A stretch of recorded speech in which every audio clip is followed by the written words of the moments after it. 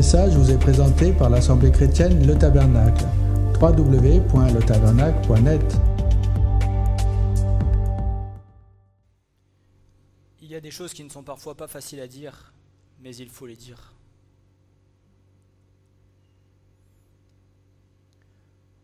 Ce que le Seigneur attend, ce sont des prises de position dans nos vies.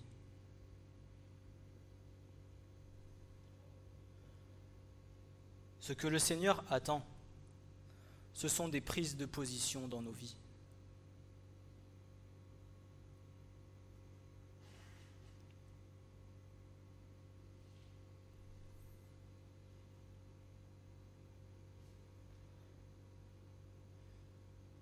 Des prises de position afin de pouvoir lui laisser la place que lui veut avoir en nous, afin que lui puisse venir accomplir l'œuvre qu'il a prévu d'accomplir en nous.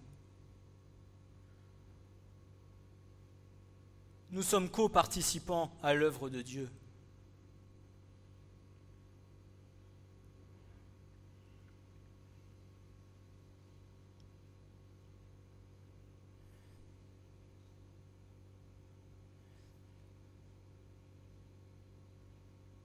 Mais si nous ne laissons pas agir comme lui veut que nous fassions, alors nous aurons des combats. Alors nous aurons des difficultés.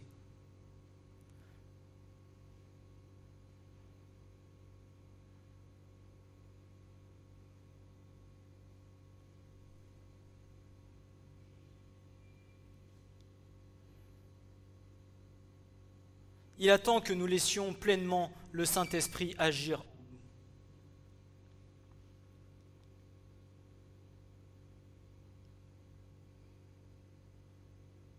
Il n'attend pas de toi ou de moi, de son peuple, de chacun d'entre nous, que nous fassions les choses comme bon nous semble. Il attend de chacun d'entre nous que nous nous laissions pleinement agir comme lui le veut.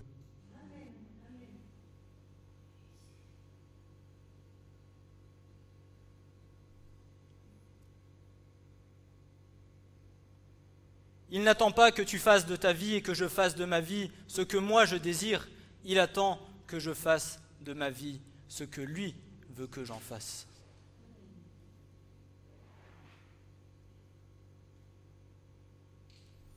Il attend de moi, il attend de nous que nous offrions nos vies comme un sacrifice vivant sur l'autel. Tout,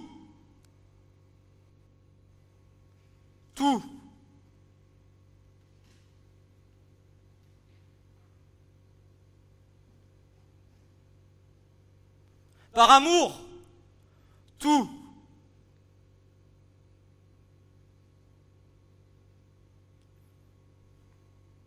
Pas pour te faire du mal, parce qu'il t'aime.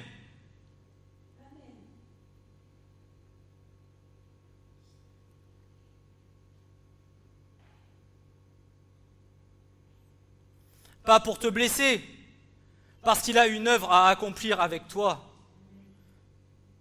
Et parce que tu es participant de cette œuvre merveilleuse que le Seigneur veut accomplir. Et pour nous tous.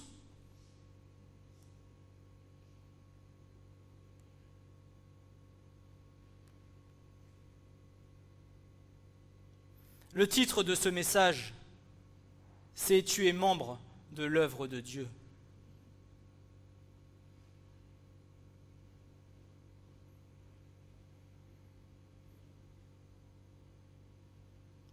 Comme je l'ai déjà dit, il n'a pas forcément besoin de nous. Il pourrait tout accomplir seul. Seulement, il t'a choisi. Seulement, il a besoin de toi. Seulement, tu es un instrument utile pour lui, pour que l'accomplissement parfait de l'œuvre de Dieu s'accomplisse.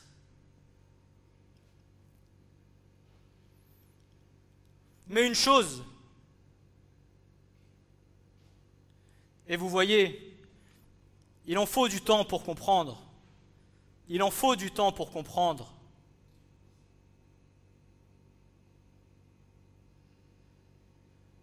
Que j'ai comprise hier, c'est que la vision que nous avons est tronqué, est inversé. Bien souvent, nous avons tendance à voir les choses de bas en haut, alors que nous devrions voir les choses de haut en bas. Et je me suis dit, mais Seigneur, mais oui, c'est ça, tu as raison. Certains le comprennent sûrement vite, mais pour d'autres, il faut plus de temps. Et chacun va à son rythme, et Dieu fait à chacun selon son œuvre. Mais il est important de comprendre que les choses que nous devons voir, nous ne devons pas les voir de la terre vers le ciel, mais nous devons les analyser du ciel vers la terre.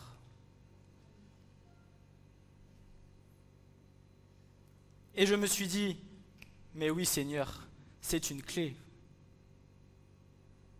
Pour tous nos problèmes, pour tous nos petits soucis, pour toutes nos petites épreuves. Pourquoi ? Parce qu'au lieu d'avoir la vue complètement étroite, nous avons une vision plus large et plus dense de ce que le Seigneur veut nous montrer.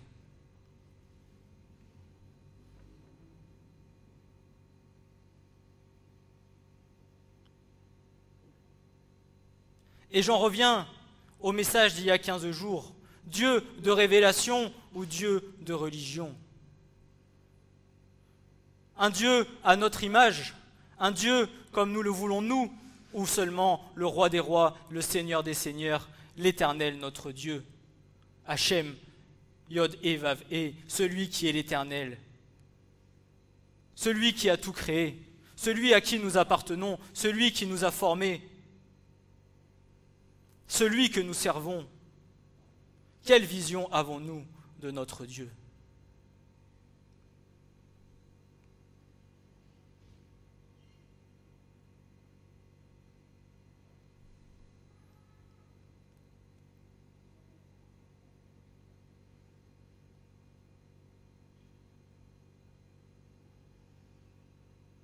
Mais une chose qu'il faut que nous comprenions,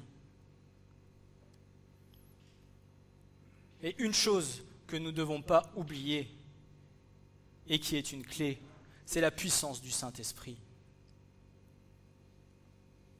Parce que bien souvent, nous avons tendance à voir Dieu, à voir le Christ, mais parfois à mettre de côté qui est l'Esprit Saint. Et pourtant, Jean nous dira au chapitre 16, à partir du verset 5 à 15, voici ce que Jean nous dit.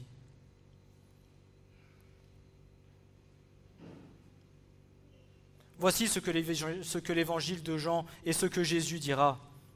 Mais maintenant, je m'en vais à celui qui m'a envoyé, et aucun d'entre vous ne me demande où vas-tu ? Mais parce que je vous ai dit ces choses, la tristesse a rempli votre cœur. Toutefois, je vous dis la vérité, il vous est avantageux que moi je m'en aille.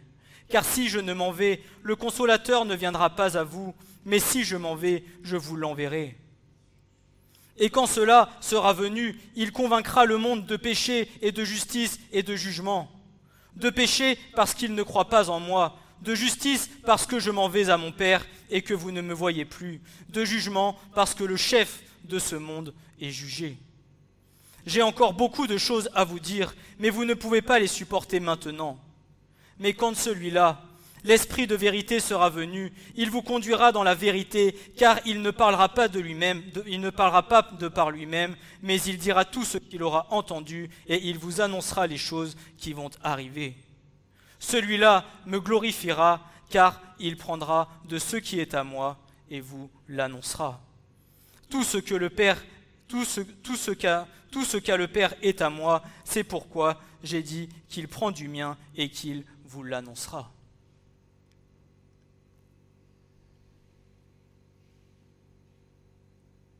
Le Saint-Esprit vit pleinement en nous. Le Saint-Esprit est vivant. Le Saint-Esprit n'est pas seulement une chose, c'est une personne. C'est une personne qui est constamment auprès de nous. Si du moins nous le désirons de tout notre cœur.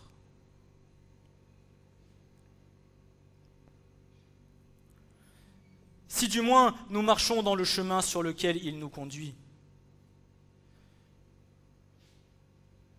mais le Saint-Esprit veut nous conduire sur le chemin de la vérité.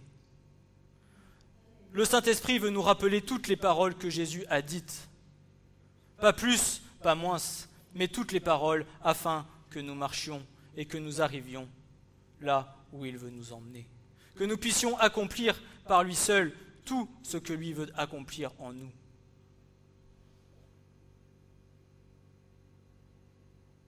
Mais il faut, par son aide, que notre chair meure et que notre esprit soit vivifié.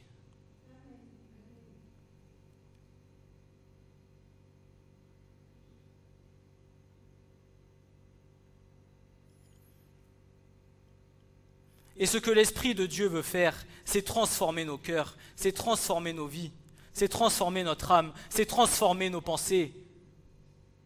C'est que l'homme ou la femme que tu étais hier, tu ne sois pas la même ou le même demain.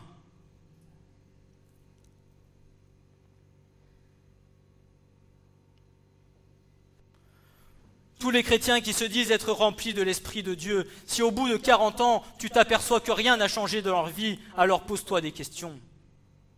Parce que l'Esprit de Dieu transforme, parce que l'Esprit de Dieu guérit, parce que l'Esprit de Dieu fortifie, parce que l'Esprit de Dieu encourage, parce que l'Esprit de Dieu révèle.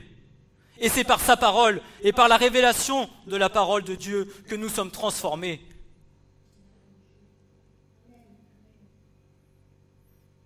Il ne viendra pas te dire autre chose que ce qui est dans l'Écriture. Il viendra simplement te rappeler tout ce que Jésus a dit.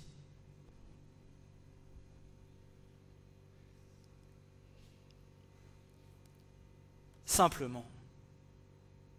Et ce que le Saint-Esprit te donnera, c'est l'amour dont tu as besoin. C'est le conseil dont tu as besoin. C'est la force dont tu as besoin. C'est tout ce que Christ et ce que Dieu veulent accomplir avec toi. Parce qu'ils ne sont qu'un.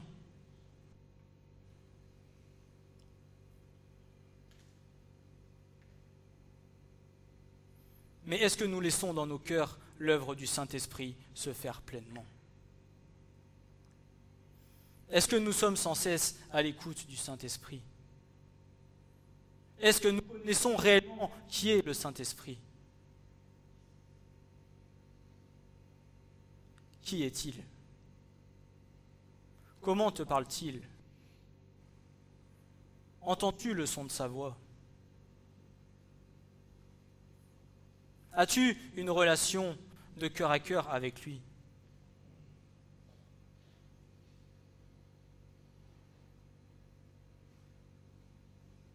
Est-ce que nous avons toutes ces choses? Est-ce que nous pratiquons toutes ces choses? Est-ce que nous mettons en pratique ces choses? Est-ce que nous avons le désir dans nos cœurs de l'avoir? Pas simplement de le comprendre, mais le désir de cœur de le pratiquer.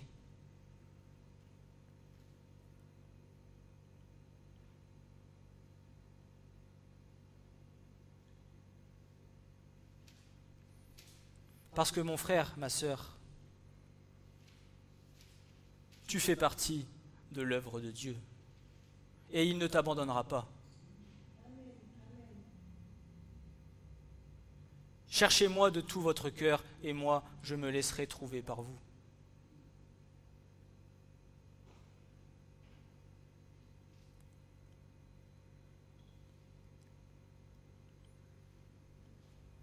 Et Paul dira dans 2 passages, dans 2 Corinthiens, chapitre 3, verset 18, « Or, nous tous, contemplant à face découverte la gloire du Seigneur, nous sommes transformés en la même image de gloire en gloire par le Seigneur en esprit. » Et il dira aux Philippiens, chapitre 1, verset 3 à 11, « Je rends grâce à mon Dieu. » Écoutez les paroles de Paul. Qui nous parle tellement aujourd'hui. Je rends grâce à mon Dieu pour tout le souvenir que j'ai de vous quatre dans chacune de mes supplications, faisant toujours des supplications pour vous tous avec joie, à cause de la part que vous prenez à l'Évangile, depuis le premier jour jusqu'à maintenant. Étant assuré de ceci, que celui qui a commencé en vous une bonne œuvre il l'achèvera jusqu'au jour de Jésus-Christ.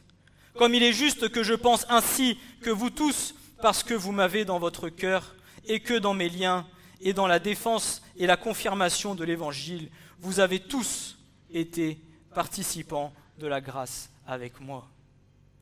Car Dieu m'est témoin que je pense avec une vive affection à vous tous, dans les entrailles du Christ Jésus. Et je demande ceci dans mes prières, que votre amour abonde encore de plus en plus en connaissance et toute intelligence, pour que vous discerniez les choses excellentes, afin que vous soyez purs et que vous ne bronchiez pas jusqu'au jour de Christ, étant remplis du fruit de la justice qui est par Jésus-Christ à la gloire et à la louange de Dieu.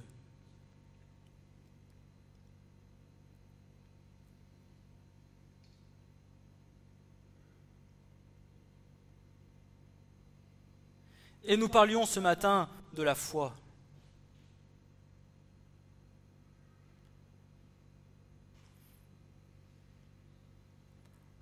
Croyons-nous que Dieu peut tout changer dans nos vies?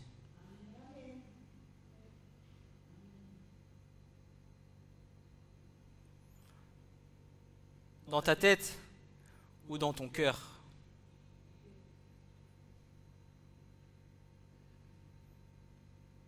Est-ce que tu le crois là ou est-ce que tu le crois là?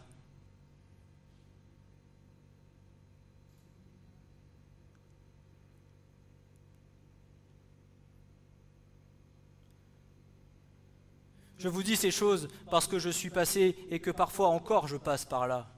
Oui, je le crois là, mais le temps que ça descende ici, il faut un peu de temps. Mais ce que le Seigneur aimerait, c'est que ça ne passe même pas par là, c'est que ça vient directement au cœur. La foi,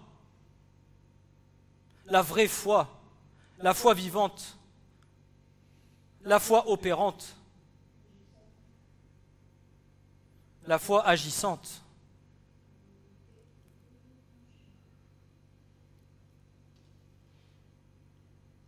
Si tu crois que tout peut changer dans ta vie, alors le Seigneur fera quelque chose pour toi. Et il agira par puissance à travers le Saint-Esprit. L'objectif n'est pas que nous-mêmes nous changions nos vies parce que nous voulons qu'elles changent, mais c'est que le Seigneur lui-même transforme nos vies.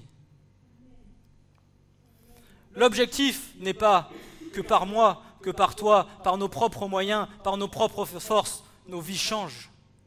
L'objectif, c'est que par la puissance du Saint-Esprit, nos vies soient transformées.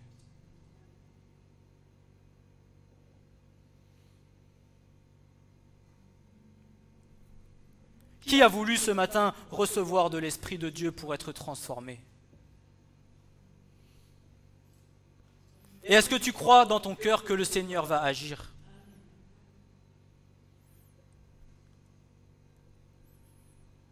Alors peut-être me direz-vous, il nous rabâche la foi. La foi, oui, mais la foi puissante par l'Esprit de Dieu. Afin que quoi? Afin que nous soyons transformés pour venir être une œuvre pour l'Éternel. Une œuvre puissante pour l'Éternel. Afin que nous puissions avoir la vision de Dieu. Afin que nous soyons délivrés et libérés de tout ce qui nous empêche de grandir avec le Seigneur. Afin que nous ayons la vision, non pas que nous avons, mais la vision que Dieu veut nous donner.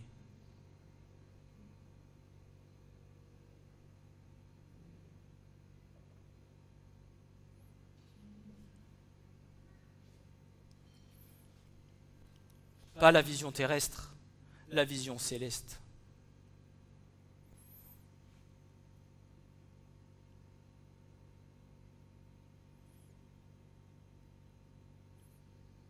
Il y a des gens dans cette assemblée que Dieu appelle au ministère. Mais tu es tellement inconscient de ce que tu représentes pour Dieu que tu ne sais pas que demain, Dieu pourra t'utiliser avec puissance pour l'accomplissement parfait de son œuvre. Bien que la vie des serviteurs de Dieu puisse être reprise, son œuvre à lui continuera jusqu'à l'accomplissement parfait. Et laisse-moi te dire, tu fais partie de cette œuvre Aujourd'hui est un nouveau jour dans lequel tu rentres dans ta destinée que Dieu a prévue pour toi.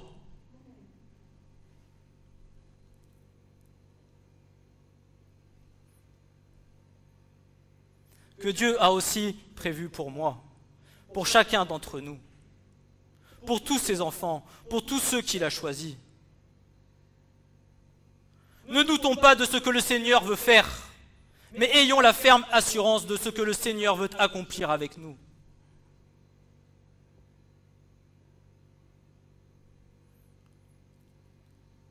Brisons le doute de nos cœurs, brisons ce joug de nos vies, parce que le doute ne vient pas de Dieu, mais le doute vient du diable. Et c'est ainsi que cela nous empêche, et que cela empêche le Seigneur de pouvoir construire ce qu'il veut faire avec nous.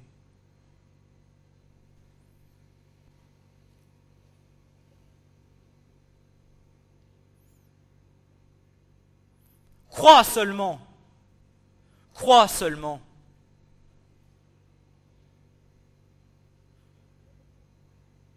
Dépose sur l'autel.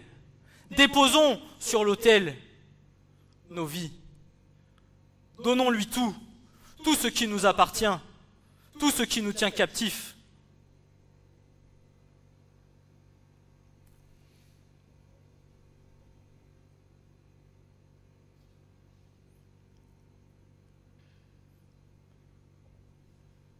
Mais je sais que certains ici sont appelés au ministère et que le Seigneur fera l'œuvre qu'il devra accomplir avec eux.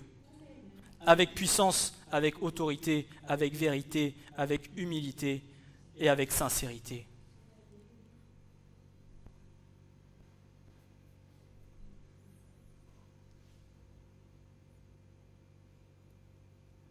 Les hommes, la parole des hommes, la crainte des hommes,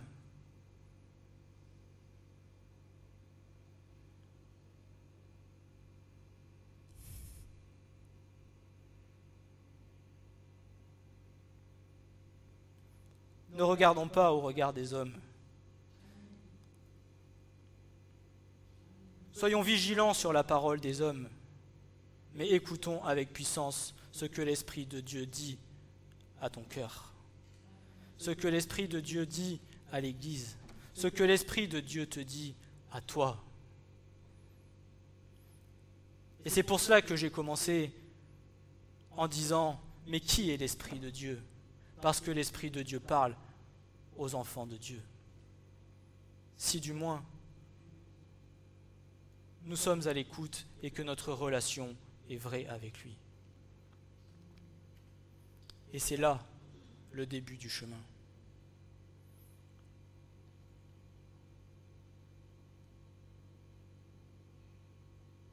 Et foi dans les promesses que tu as reçues.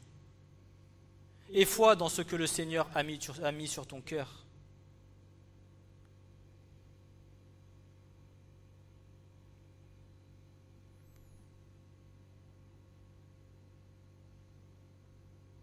Et si tu n'es pas certain, demande confirmation à Dieu. Demande-en une, demande-en deux, demande-en trois. Mais si c'est toute sa volonté, il te les donnera.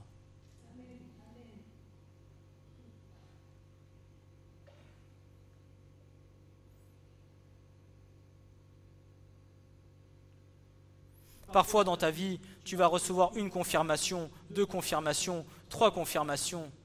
Mais parfois encore, tu vas venir à te poser la question, mais Seigneur, est-ce que c'est bien ceci que tu veux faire avec moi?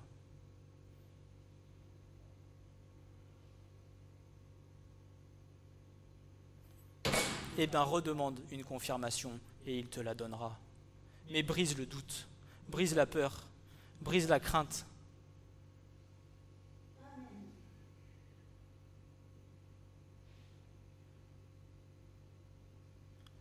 Ce n'est pas nous qui faisons, c'est Christ qui fait en nous.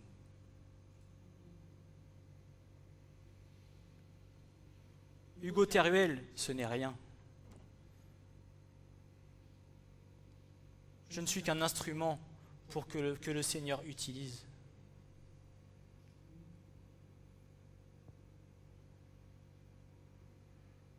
Et qu'importe si demain je dois partir, Dieu suscitera quelqu'un pour que toute chose soit accomplie selon ses plans. Et c'est ainsi pour nous tous.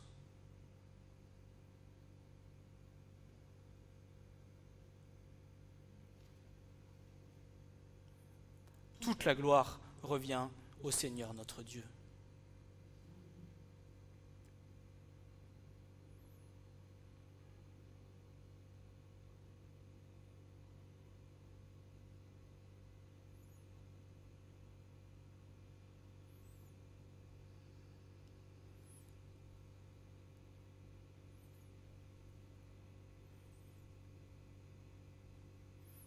Nous connaissons tous ce passage, mais je vais vous le redonner. Le passage de Josué, chapitre 1, versets 1 à 9.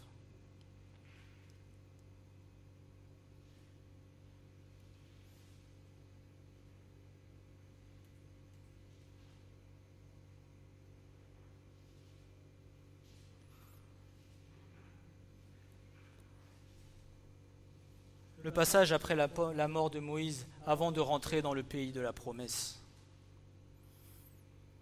Et il arriva, après la mort de Moïse, serviteur de l'Éternel, que l'Éternel parla à Josué, fils de Nun, qui servait Moïse, disant, « Moïse, mon serviteur, est mort, et maintenant, lève-toi, passe le Jourdain. Toi et tout ce peuple, pour entrer dans le pays que je leur donne à eux, les fils d'Israël. Tout lieu que foulera la plante de votre pied, je vous l'ai donné.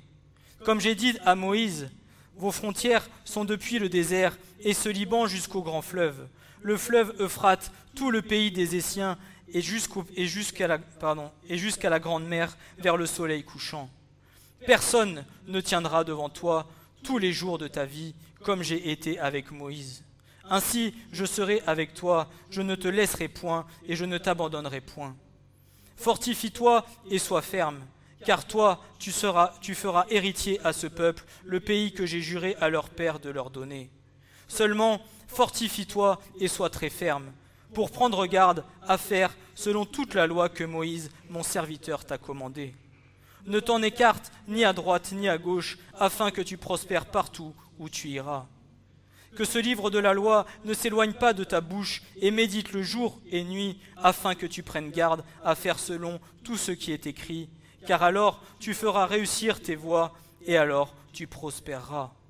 Ne t'ai-je pas commandé, fortifie-toi et sois ferme, ne te laisse point terrifier et ne sois point effrayé, car l'Éternel, ton Dieu, est avec toi partout où tu iras. L'Éternel était partout là où le peuple allait. L'Éternel est encore partout là où le peuple est aujourd'hui.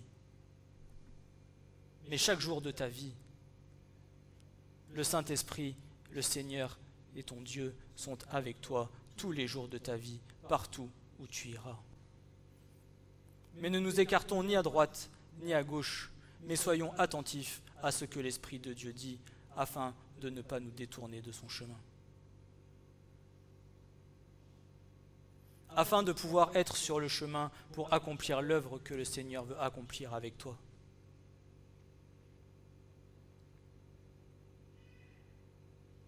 Il est important de ne pas rester enfermé dans notre carcan de religion et d'habitudes religieuses qui nous bloquent dans notre marche et notre croissance spirituelle. Élargissons les poteaux de nos cœurs et soyons de nos systèmes de vie, élargissons les poteaux de nos cœurs et sortons de nos systèmes de vie qui pour nous tous, que nous nous sommes imposés à nous-mêmes. Ce qu'il manque pour beaucoup d'entre nous, c'est que nous n'arrivons pas à voir comme Dieu voit en ayant la vision du Saint-Esprit, mais nous regardons avec notre petite vision terrestre qui vient fausser la réalité de la vision de Dieu.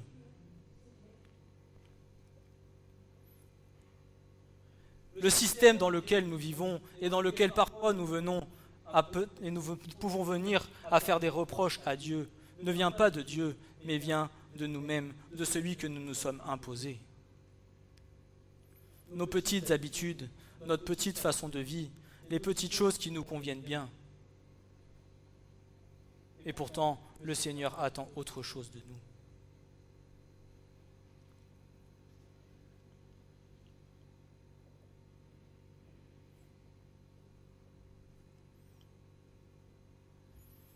Mais il faut que nous sachions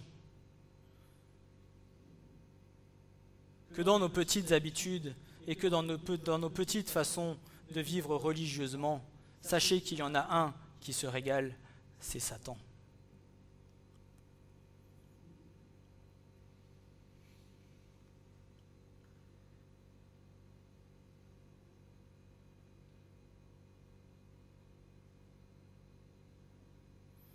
Parce que Dieu nous a donné toute autorité. Et bien souvent, l'autorité que Dieu nous a donnée, nous ne la prenons pas.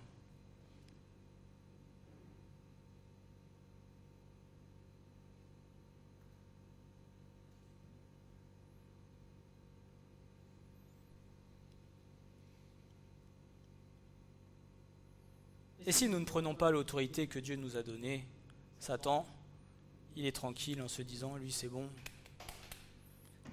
il m'embête pas trop.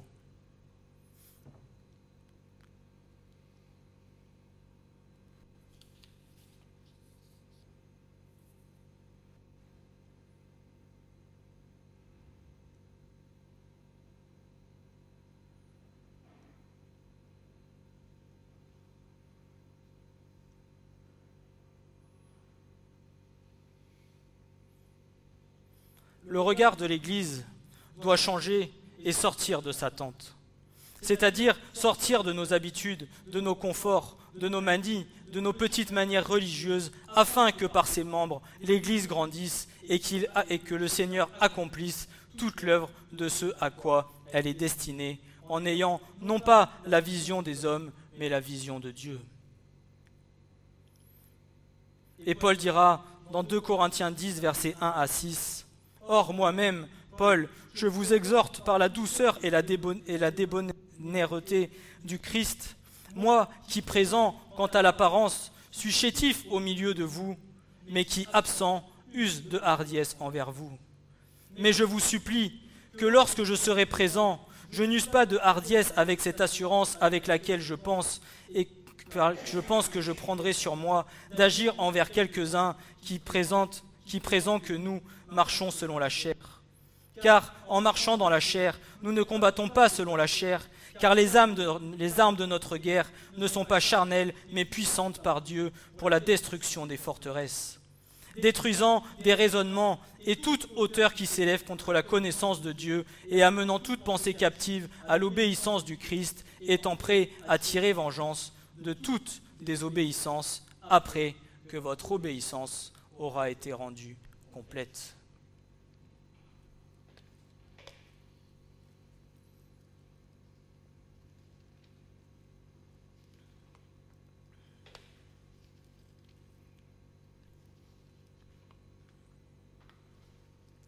Il faut que les murailles que nous nous sommes dressées devant nos vies tombent.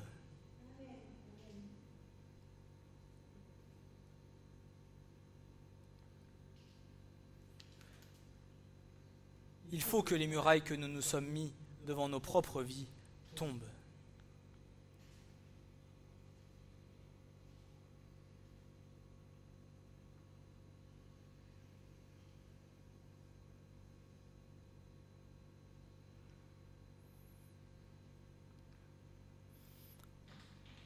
Pas que tu la fasses tomber par tes propres forces, mais que par la puissance de l'Esprit de Dieu, les forteresses de ta vie tombent. Que les forteresses de ma vie tombent.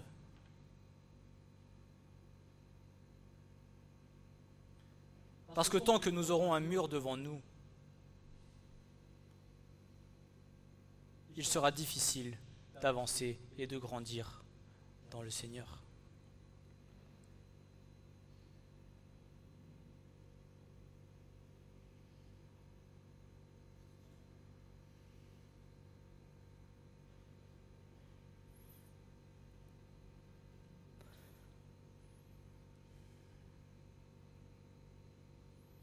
Mais est-ce que tu veux que cette muraille tombe ?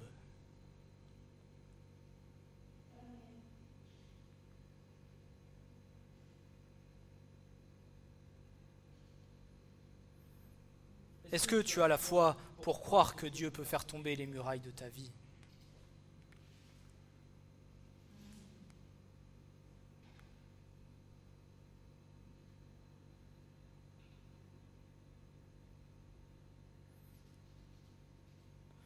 Mais une chose que la véritable épouse et que chacun de ses membres doit savoir et ne jamais oublier, c'est que Dieu a fait alliance avec vous, et pas uniquement depuis que tu lui as donné ta vie, mais cela depuis le commencement du monde. Dieu n'a pas fait alliance avec toi que depuis le moment où tu lui as dit « Oui Seigneur, je veux te suivre ». Il a fait alliance avec toi depuis toute éternité.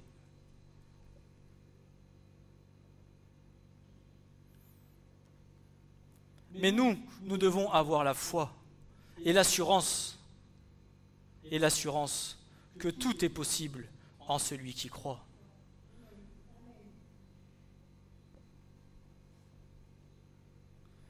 Que pour toi, en Christ, tout est possible. Mais je parle de nos vies, mais je parle de nos promesses, et je parle de tout ce que le Seigneur a mis sur nos cœurs. Le Seigneur l'accomplira parce qu'il n'est pas un Dieu menteur.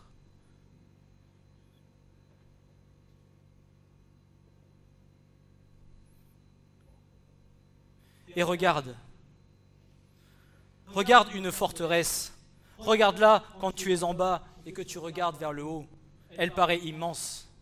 Mais regarde-la quand tu es en haut en regardant vers le bas. Et alors tu te dis, ah oui Seigneur, ça va ce petit muret, toi en 2 temps tu peux le casser et le briser.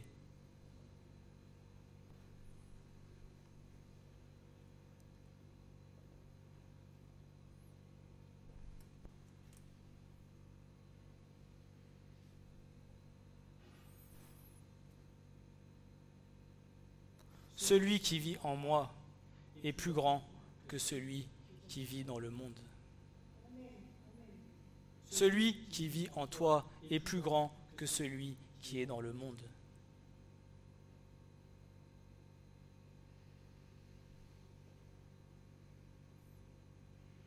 C'est ce que nous avons chanté ce matin, non ?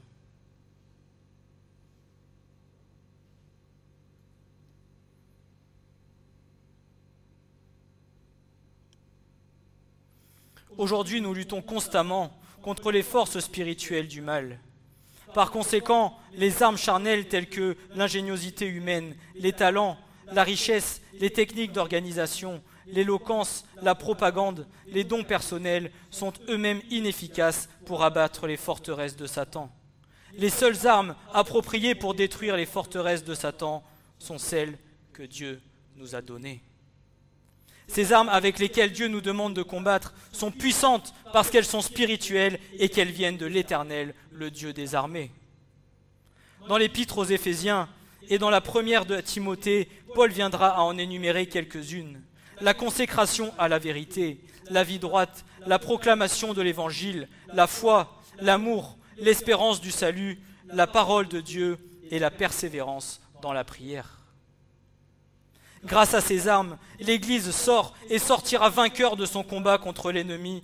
La présence de Dieu et son royaume seront puissamment révélés afin de sauver les pécheurs, d'expulser les démons, de sanctifier les élus, de baptiser dans le Saint-Esprit et de guérir les malades.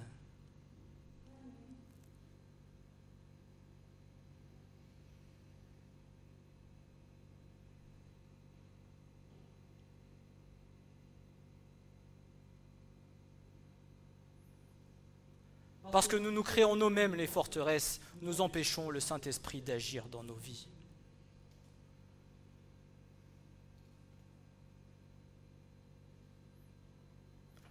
Mais je le redis,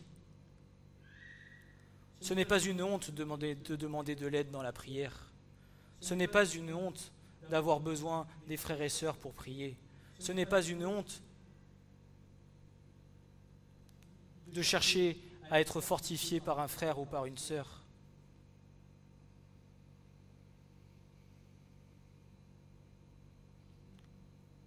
Pourquoi sommes-nous ici ?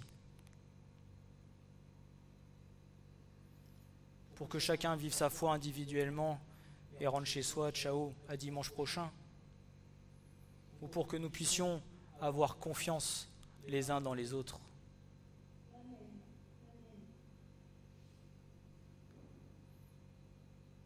Pour que nous puissions être unis d'un seul et d'un même cœur, d'un seul et d'un même esprit, que nous soyons unis par l'amour de Dieu.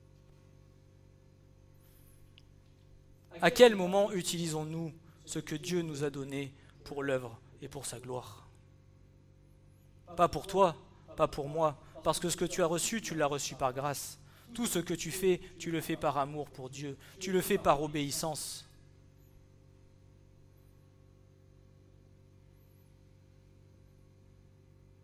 Je ne te parle pas de devenir un gris-gris, je te parle d'obéir à l'Esprit de Dieu. Tout le monde rigole.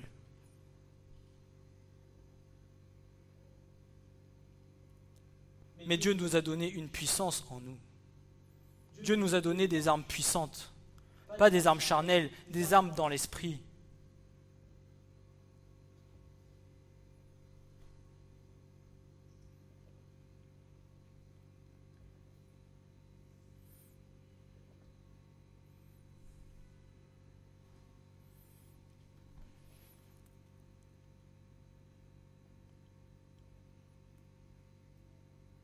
Le Seigneur veut que nous nous levions pour lui.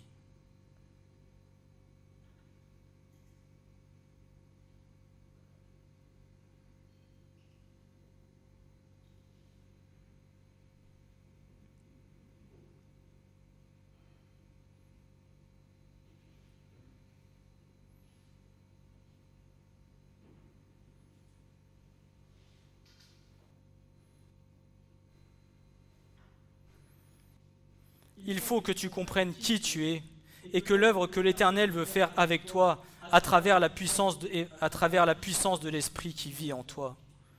Il est bien souvent arrivé que tu sois dans une situation désemparée par laquelle tu ne savais plus comment t'en sortir, mais dans ces moments-là, Dieu n'attend pas de simples murmures, il attend de toi que tu cries à plein gosier.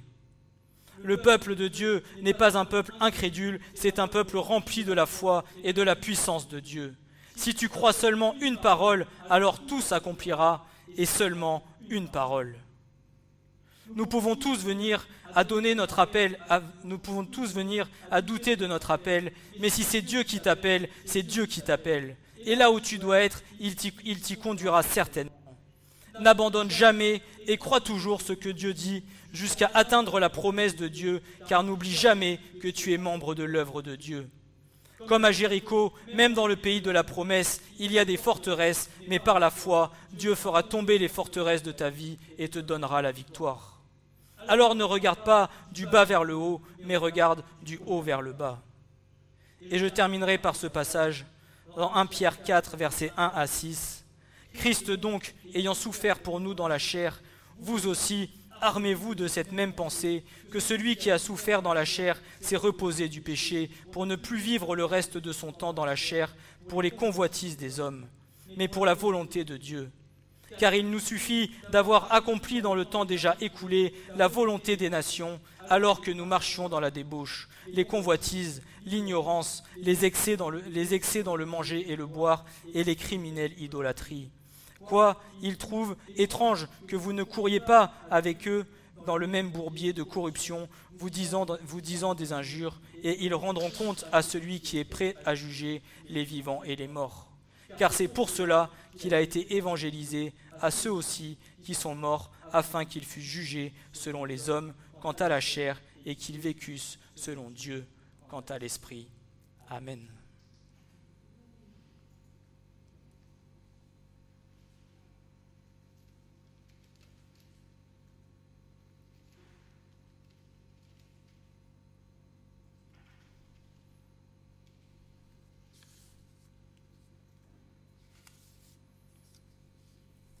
Alors que nous puissions comprendre que chacun d'entre nous, nous sommes membres à l'œuvre de Dieu.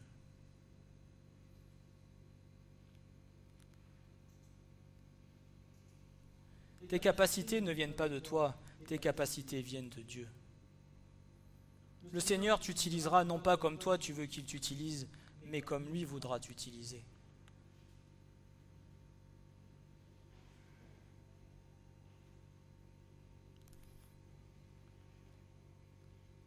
Mais il faut que dans nos vies, que dans nos cœurs, nous arrivions à nous abandonner totalement, à ne rien retenir,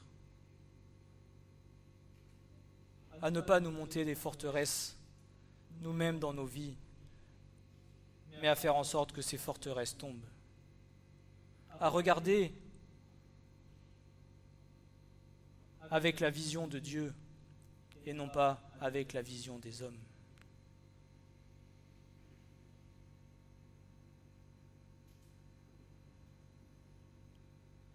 Alors que vous soyez fortifiés dans la foi, et je vous encourage à prendre avec ferme assurance toutes les promesses que vous avez reçues de la part de Dieu dans vos vies.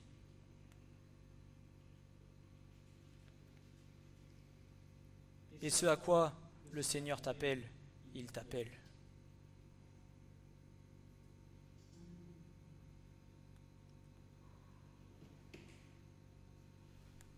Tu es un instrument précieux pour lui. Et ce qu'il veut, c'est utiliser dans l'obéissance et l'humilité. Crois seulement. Crois seulement. Amen.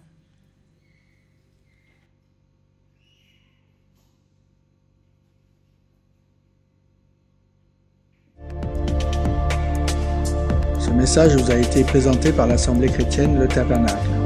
www.letabernacle.net